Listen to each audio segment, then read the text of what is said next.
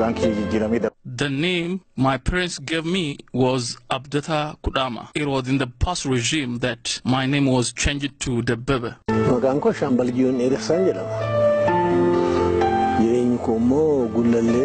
I live in Gulale locality of Finifinnee city. Both men lived in Finifinnee city for long years. The Bebe Kudama says he could not properly communicate with his children about their identity. My children were born in Finifinnee city. They don't know language and cultures of their people. They are dominated by the philosophy of those who do not recognize the identity of others. They don't know anything about Oromo culture. He said that he himself is lucky that he did not lose the language and cultures of his parents and ancestors. I'm very lucky. I cannot write by Oromo alphabet. I only speak the language. I was about to get lost away from my identity. God saved me. The Baba said that his son responds in another language when he speaks to him in Oromo. I, anyway, speak to him in my broken Amharic. It is that way that we communicate.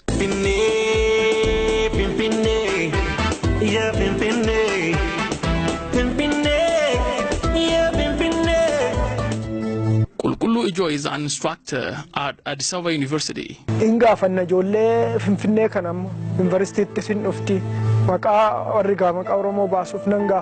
We ask students from Finifinnee city about their identity in the university. Some do have even Oromo names, but they cannot speak Oromo. When I ask them which nation they belong to, they say that they are Finifinneans. They say their parents were Oromo. They do not know the difference between identity and birthplace. Oromos living in Finifinnee city are deleting Oromoness from their children. Unless something is done soon, it will be difficult to sustain identity of Oromo in this city. How come one loses his identity on his own fatherland? This is really a great failure.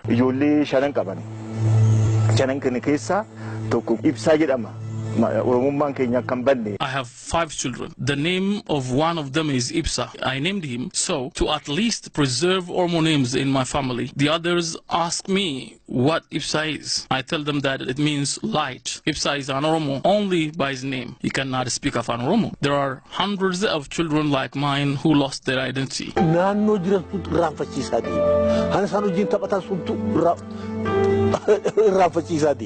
The area where they live has great impact on their identity. The environment they spend days with their peers affects them. Thus, Oromo medium schools should be expanded in the city as it has so far been started in some sub-cities. That way, we can even influence others to learn our language as we have learned theirs. When one is able to speak Oromo, he would be advantageous in many areas.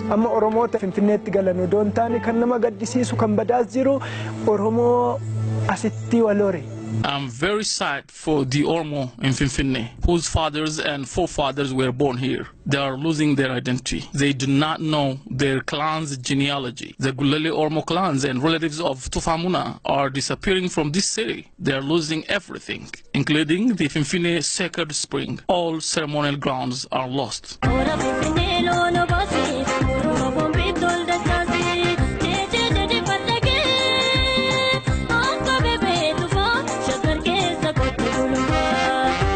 Iragade kachise abebe tufa, iragade kachise abebe tufa.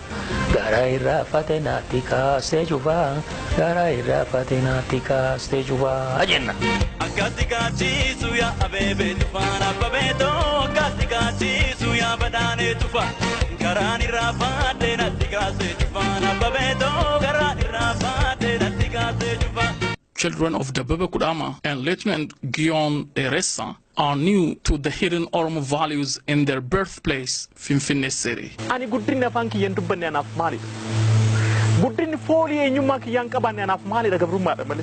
The development in which I cannot speak my language is nothing for me. For me, the development in which my identity is not reflected is empty. You may build tall buildings, asphalt roads, foreigners may come and appreciate Ethiopia in general and Finifinnee city in particular. But Oromo is strange to this, its own fatherland, Finifinnee. The Oromo could not speak own language in this city. If the real Oromo identity is not established in this city, a farmer from Sululta feels equal feeling as when he comes to Finifinnee city and when he goes to the United States of America. People in both Finifinnee and Washington cannot speak Afaan Oromo. We should not establish towns which damage identity of nations and nationalities. Unless Afaan Oromo is made to be spoken in Finifinnee city, it would mean only lip service and not a reality to restore Oromo identity in the city, once ceremonial ground for these people. Afaan Oromo medium schools have been opened in the city with the commitment of only the Oromia regional state government. Oromo nationals should get the right to learn in Afaan Oromo in the city. The then amazing backyard of Habebe Tufa has today lost identity of the Oromo. Finifinnee is the navel of the entire Oromo. Eenyummaan Oromoo as keessatti foobiyaadha, sodaa guddaa, qe'ee ofirratti jibbamuun, sodaatamuun kuni ilaalcha namummaa miti. In this city, Oromophobia is deepening. To be headed on own land is really painful. Imagine of the guest who comes to your home and hates you openly at your home and backyard. Oromo cares about humanity. Oromo is not egoist. When you go to an Oromo house and ask him for water when you are thirsty, he gives you yogurt. This is the quality God gave the Oromo at birth. Oromo artists sing about Finifinnee city, for they know the value of Finifinnee in the heart of the Oromo.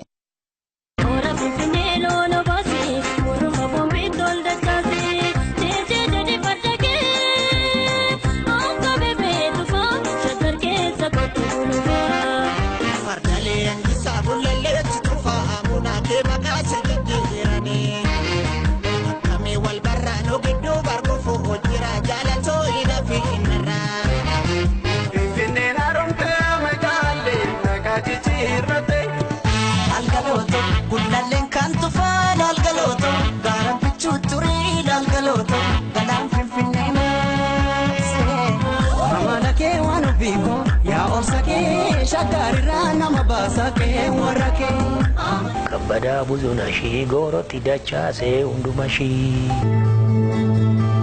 Duruma jammare ta'e isaan tokko na darbu waa'ee Oromummaa fatsoo waan kaasan hin jaalatanis. Oromo was under severe pressure. The problem still exists, especially here in Finifinnee city. But thanks to our heroes and heroines, this time after wars, it would be impossible to stop the Oromo. Ways of bringing back our lost children should be thought on.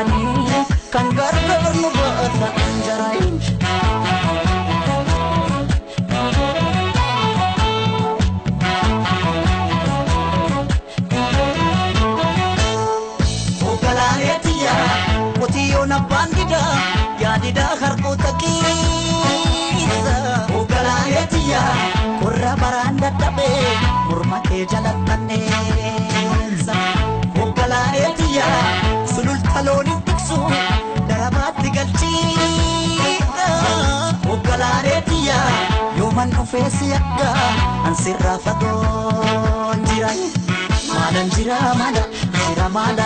yaga malan jira chachab sena nyaate jira anin jiru wadi anin jiru yaga anin jiru kute nyaate kote nami chisani darbate yaga kote nami chisani darbate Rafem bulu nami mahabgate yaga malan jira chachab sena nyaate jira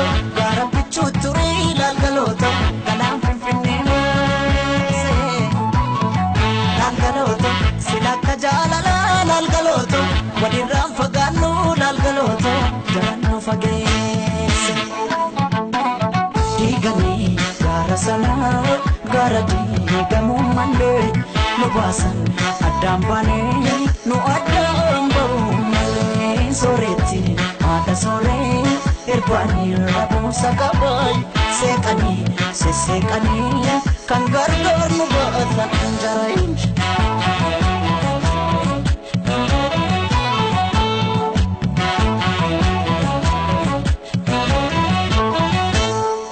Ogalaetiya farda sida katani sida dabale Ogalaetiya irkanu dangesani barri ture buule Ogalaetiya wadesi jira gube amborra chalakisi Ogalaetiya narra fagatte jade siyadun kiyya yo mafe Mada nafe aga dane mada nafe chachab sena telabe aninjiru yaga aninjiru kute nyate tuwa jetti zero nalkani yaga tuwa jetti zero nalkani namagaran ane mamunar kani yaga malanjira chachab sena nyate jirai malanjira jira yaga malanjira chachab sena nyate jirai aninjiru yaga aninjiru kute nyate kote nami chisani darbate yaga kote nami chisani darbate Rafem bulu nami mahabgate yaga malanjira chachab sena nyate